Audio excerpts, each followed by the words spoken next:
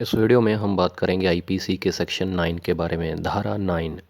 तो Indian penal code का जो सेक्शन 9 है, सबसे पहले उसकी डेफिनेशन चेक कर लेते हैं। Unless the contrary appears from the context, words importing the singular include the plural number and words importing the plural number include the singular number. देखिए, इसको सिंपल शब्दों में मैं आपको समझाता हूँ कि इसमें ये बताया गया है कि जब तक इंडियन पिनल कोड के सेक्शन 9 के अकॉर्डिंग, कि जब तक कभी किसी को डिस्क्राइब नहीं किया जाता कि वहाँ पर जो कोई भी घटना हुई है, अगर उसमें कोई एक आदमी था, अगर उस एक आदमी के बारे में पर्टिकुलरली कोई नहीं बताता है कि वहाँ पर वाकई में एक आदमी था, उसका नाम ये था, राम था, तो उसको सिंगुलर माना जाएगा, क्योंकि उसने बता दिया कि वहाँ पर जो कोई क्राइम हुआ है वहाँ पर सिर्फ एक आदमी था, एक आदमी ने क्राइम किया है और उसका नाम राम था। लेकिन अगर उसने कहा कि वहाँ 3-4 आदमी थे, उसे किसी का नाम नहीं पता है, किसी के बारे में उसने पर्टिकुलर नहीं बताया है, तो ये माना जाएगा कि वो सिंगुलर भी हो सकता है, वो एक भी हो सकता है, वो 4-5 भी हो सकते हैं, वो प्लूरल भी हो सकते हैं। उसी तरीके से जैसे कोई अगर ये बताएगा कि वहाँ पर कोई एक आदमी था, उसने इस घटना को अंजाम दिया है, तो उसको प्लूरल भी माना जाएगा, क्योंकि वो कोई पर्टिकुलरली नहीं बता रहा है। कहने का मतलब ये है कि एग्ज़ाम्पल के तौर पे कोई घटना हुई है, किसी ने कत्ल किया है, तो अगर कोई ये कह रहा है कि वहाँ पर 4-5 आदमी थे, उन्होंने कत्ल किया है, तो हम ये नहीं मानेंगे कि वहाँ पर प्लूरल थे, कि वहाँ पर वाकई में 4-5 आदमी थे। हम एक भी मानेंगे, एक भी मान सकते हैं, प्लूरल भी मान सकते हैं, क्योंकि कुछ भी क्लियर नहीं है, किसी को किसी का नाम नहीं पता है।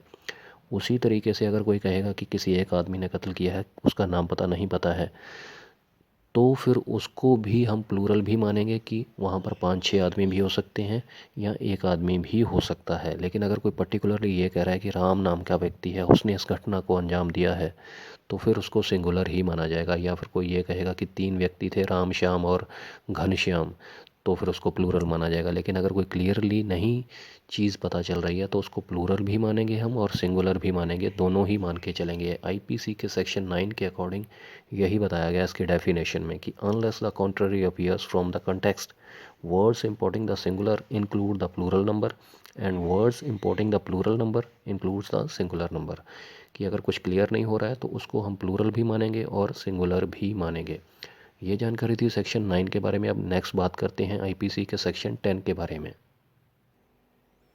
आईपीसी के सेक्शन 10 में क्या बताया गया है, इसकी डेफिनेशन पहले चेक कर लेते हैं कि the word man denotes a male human being of any age. देखिए, पहले पूरी डेफिनेशन चेक कर लेते हैं, उसके बाद क्या है। And word women denotes a female human being of any as.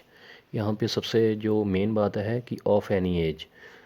अगर इसमें ये बताया गया है कि पूरे इंडियन पीनल कोड में, पूरी आईपीसी के अंदर कहीं पर भी अगर मैन नाम का वर्ड आएगा, तो उसका मतलब होगा कोई मेल इंसान, कोई आदमी, चाहे वो किसी भी एज का है, चाहे वो 10 साल का लड़का है, चाहे वो 20 साल का लड़का है, चाहे वो 50 साल का कोई इंसान है, चाहे वो 70 साल का कोई बूढ़ा इंसान है, चाहे वो 6 महीने का कोई बच्चा है, चाहे 1 दिन का बच्चा है। अगर किसी लड़के के बारे में बात हो रही है, तो मैन नाम का वर्ड आएगा, तो उससे आप समझ सकते हैं इंडियन पिनल कोड के अंदर कि कहीं पर भी अगर मैन लिखा आ गया, तो वो किसी भी लड़के की बात हो रही है ऑफ एनी एज। उसकी एज कोई भी हो सकती है। 1 दिन के लड़के के बारे में भी मैन आएगा, 70 साल के बूढ़े इंसान के बारे में भी मैन ही आएगा, अगर वो किसी लड़के की बात हो रही है, किसी मेल की बात हो रही है। उसी तरीके से द वर्ड वुमेन, अगर कहीं पर वुमेन वर्ड आ गया पूरे इंडियन पिनल कोड के अंदर, पूरी आईपीसी के अंदर, तो वो किसको डिनोट करेगा, फीमेल को, कि किसी लड़की की बात हो रही है, किसी लेडी की बात हो रही है ऑफ एनी एज। कि चाहे उसकी उम्र कितनी भी हो, चाहे वो 6 महीने की कोई लड़की है, चाहे वो 50 साल की कोई औरत है, चाहे 70 साल की कोई औरत है, या 80 साल की कोई औरत है, चाहे 1 दिन की लड़की है। अगर कहीं पर वुमेन वर्ड आ गया, तो उसका मतलब हो सकता है कि किसी भी लड़की की के बारे में बात हो रही है और उसकी एज कितनी भी हो सकती है। तो ये बताया गया है आईपीसी के सेक्शन 10 में। तो उम्मीद करता हूँ आपको क्लियर हो गया होगा। इस वीडियो में मैंने आपको आईपीसी के सेक्शन 9 और 10 के बारे में इंफॉर्मेशन दी, बिल्कुल सिंपल तरीके से समझाने की कोशिश की है मैंने। अगर कोई कन्फ्यूजन रह गई हो तो प्लीज़ कमेंट कीजिएगा। और लॉ से रिलेटेड अगर कोई और भी जानकारी चाहिए तो भी आप कमेंट कर सकते हैं। और अगर आप किसी कॉम्पिटिटिव एग्ज़ाम की तैयारी कर रहे हैं लॉ से रिलेटेड, या लॉ के स्टूडेंट हैं आप, या वैसे इंटरेस्टेड हैं आप लॉ में, तो प्लीज़ इस चैनल को सब्सक्राइब ज़रूर कर लीजिएगा, क्योंकि इस चैनल पर कानून से रिलेटेड वीडियोस बनाए जाते हैं सिंपल शब्दों में, सिंपल लैंग्वेज में, जो कि आसानी से आपको समझ में आ सकें और आपको सशक्त बनाएं, जानकार बनाएं। चैनल ज़रूर सब्सक्राइब कीजिएगा और कमेंट भी कीजिएगा ये वीडियो आपको कैसी लगी। शुक्रिया ये वीडियो देखने के लिए। नेक्स्ट वीडियो में बात करेंगे आईपीसी के सेक्शन 11 और सेक्शन 12 के बारे में। शुक्रिया ये वीडियो देखने के लिए, धन्यवाद।